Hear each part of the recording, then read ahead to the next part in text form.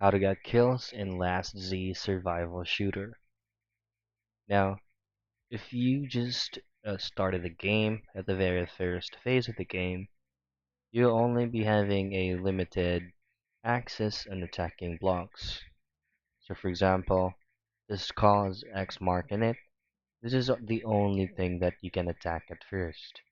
When the game goes on, your level goes up, the tiers goes up along the way, you will have access to attack other players' base in this part of this area right here.